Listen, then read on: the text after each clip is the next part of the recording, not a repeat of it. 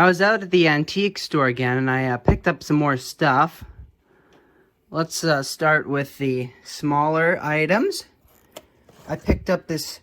I don't usually go for transistor radios, but I saw this Channel Master and had to have it. I believe I've seen Shango 66 fix one of these before. It's a nice made in Japan radio with a leather case. Here it is. Deluxe. All transistor deluxe. Made in Japan. Antenna has connections for antenna, earphone, external speaker, and another earphone. Ooh. So classy. All transistor. I opened it up. It has 6 transistors inside. And then I got this RCA analog meter here. It's in great shape, but there's something loose in there. I don't like the sound of that, but this is a great looking meter, I'm sure. And I grabbed it because look, it goes up to 500 volts DC or 1500 volts AC. That's great.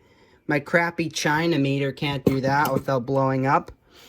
And I got this Heathkit vacuum tube voltmeter. It can do AC, DC, ohms, all that stuff. The leads are kind of rotten on it. You can see the typical bad rubber problem. Oh, there we go. That's good. This is just a standard banana plug or whatever that's called. You can still buy those. So I can just take these. Yeah. Oh, what the hell is going on here? Why is there interesting. But that's a banana plug or whatever. I can just unscrew that and solder a new wire onto it. And it's got a power cord coming out. I think I'm going to open it up. I want to see what's inside. And then I got the RCA table radio here. This thing's in bad shape. This will be a good resurrection, but I don't think I can restore this one. Just horrible condition on the cabinet. The veneer's coming off. See, it's loose right here. The veneer's coming off. Every single joint is cracked, and this cabinet's almost falling apart. I picked this thing up by the top lid, and I'm amazed it didn't just all collapse. You can see the speaker grill has gotten very wet, and all the veneer is just, all the plywood is separated, and some of the knobs are missing. This thing is trashed. And then I got this. This is another one of those Rogers Majestic. See, here's the one from last week that I restored.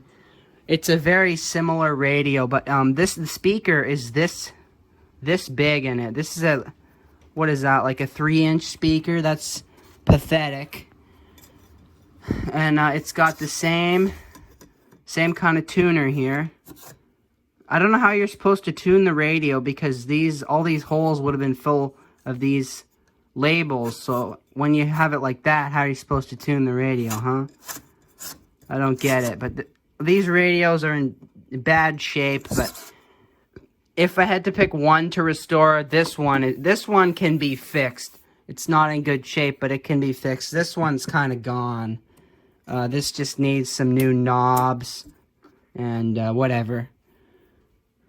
Here's the inside of the Heathkit meter. It reeks of vintage electronic smell. It just has that vintage smell. Inside there is a 12AU7 and a 6AL5. Some pretty common tubes. I have a ton of these 6AL5s. And if you don't know, Heathkit was a company where you would buy the product as a kit and then build it yourself. So I'd say someone did some pretty good work building this kit. It's all neat soldering and that. There's some weird electrical tape going on here. That looks new. This electrical tape looks new. What the hell? There's a spring taped inside this. What the hell is going on here? But anyway, this thing, how many capacitors? Got one electrolytic there and a paper capacitor there, and that's it. So I bet this still works. Yeah. Heathkit meter into this 25 watt bulb, and I'm gonna turn it on. I don't know how you turn it on, honestly, but it says AC off right there, so I assume that... Oh, look. And there we go, and the light bulb is lighting up. So it's doing something. I'm going to set it to DC volts, and try and measure this 9-volt battery. So can I do this, like, one-handed, like? And there it's working. Measuring on the... It's about 8 volts. Oh, shit. It's about 8 volts. See that? So this thing works. Here's the inside of the channel master radio. There's 6 transistors, these little black things. 1, 2, 3, 4, 5, 6. Yeah. It's pretty good. Pretty good. And we've got, someone has put a battery holder in here. I guess this took a 9-volt battery or something. Let's see. It says right here. Whatever. And you've got the world's smallest schematic. I mean, it'll work, but geez. Model 6507, 6 transistor, channel master, 6 volt batteries. Okay. I put batteries in the channel master.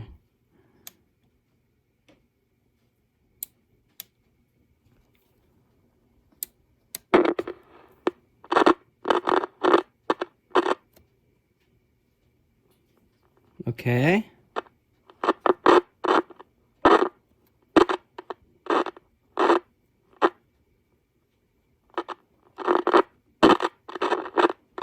So, just static from the volume control.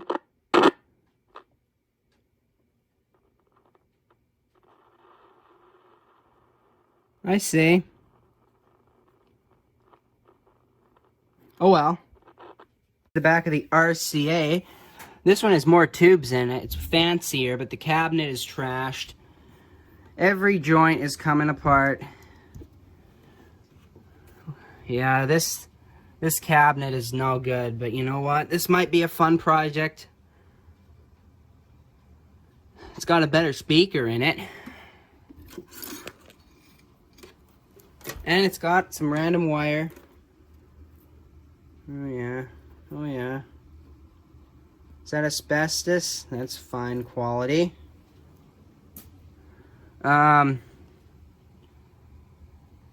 This one looks better, so you know what I'm gonna do? Oh my, do you know what? Why does this have 3 electrolytic capacitors? 1, 2, 3. That's kind of stupid, isn't it? This is a field coil. You don't need 3 electrolytics. But I'm just gonna plug it in right now to my light bulb setup. What's the worst that could happen, right? It could explode and spew flames all over the place or something, right? All right. Where's the power switch? Well, that flips a little thing down there. Broadcast, medium, or shortwave.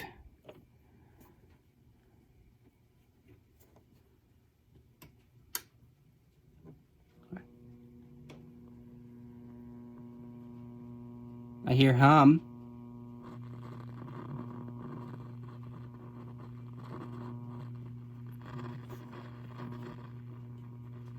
Crank it up.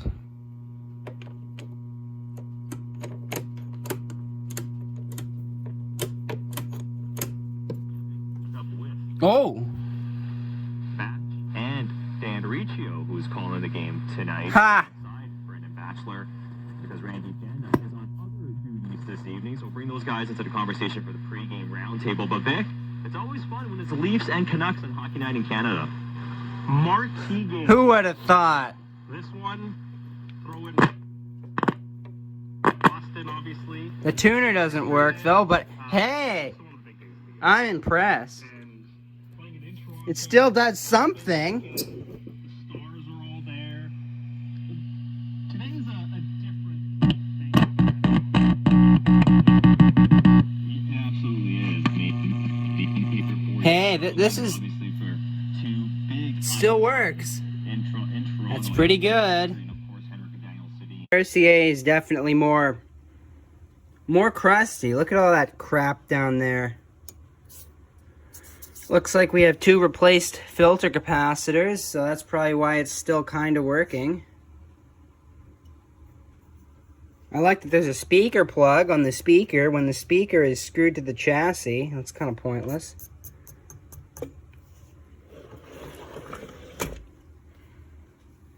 Chassis is good, but the cabinet's kind of trashy. Let's flip it up. Hope there's no mouse nest under it. There we go. Will that sit like that? Yeah, okay. So, look at that huge capacitor. Sheesh. Yep.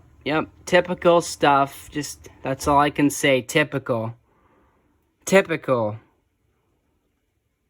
Got your capacitors, your resistors, your old looking stuff. Typical. Radio from the 30s made by RCA. I'm surprised it still works though, that's good. It's just very dirty. I think I'll test out the other one. Alright, here's the back of the Rogers radio.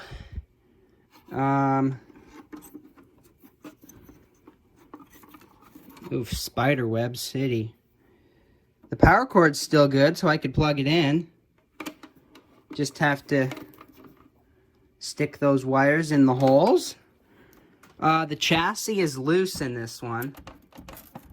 You see, the screws are missing. And what is this, a Christmas tree bulb in the lamp holder? I'm gonna pull the chassis out. You know, this is very similar to the one I just worked on.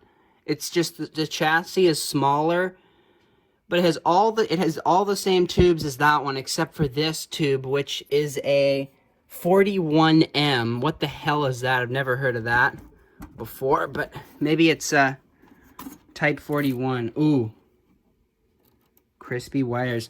Okay, so the only thing holding this in is the knob, which is loose. So there's nothing holding this chassis in. Oh, yeah. So here's the chassis pulled out. Looks like a lot of dirt and an extra tube. Encrusted with a dead wasp. Sweet. What is this? 6Q7? Okay, then the chassis itself has an exploded filter capacitor, bulging at the top. Genius. And it is crusty, dirty, typical. And it also has spider webs on it, infused with spider silk for that premium audio. And it has this weird dial thingy which sticks out and looks stupid. And it's stuck, probably because all the grease is dried up. You got a random piece of string tied around one of the knobs. What the hell? Okay, we got volume and tone. Okay. I'm going to flip it over. So it's very similar to the other one that I just fixed. Oh, look at that. Look at that filter capacitor oozing the goo out. Ooh, premium. And that's about it. Look at the nice power cord splice. Don't even tie a knot in it. That's genius. And it looks typical. It's just super dirty and baked and crusty. And there's another spider egg sack there. Ooh, crispy. I'm gonna test the last one. Couldn't find any knobs to put on it. And I think the tuner is stuck because it really doesn't want to move. I got a meter on the B+, because I'm more suspicious of these capacitors shorting out. I measured the resistance. It's 0 ohms. So, I mean, it's not shorted, but it could short out once a voltage hits it. I got the speaker plugged in. I got everything hooked up. So I'm going to start cranking it up. Go up to 40 volts. And where is the light bulb? Oh, it's down here. And it is glowing. This mess of wires here. There we go. I wonder where this thing attaches to.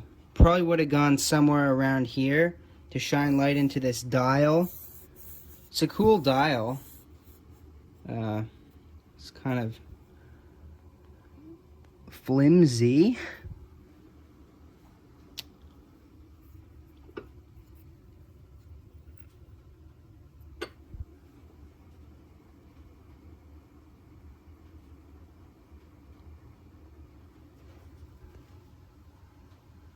I'm hearing something from the speaker.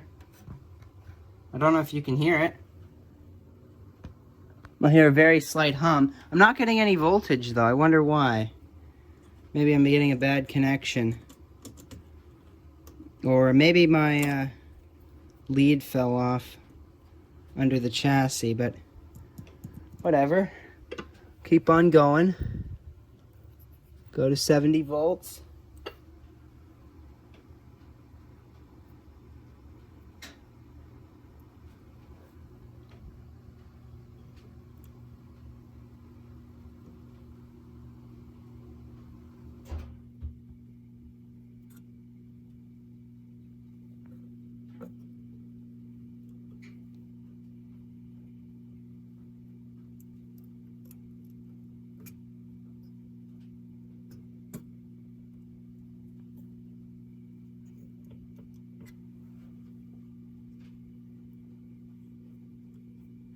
Alright, I connected the antenna, my antenna, and I connected, I popped in the other tube. I popped in the Dead Wasp Edition 6Q7, because this one has an open filament. This tube is trash. So I popped in the Dead Wasp Edition, and the radio started working. You hear all that hum though, that it definitely needs filter capacitors. And it's not very loud. It definitely needs capacitors in general. But hey, it's working.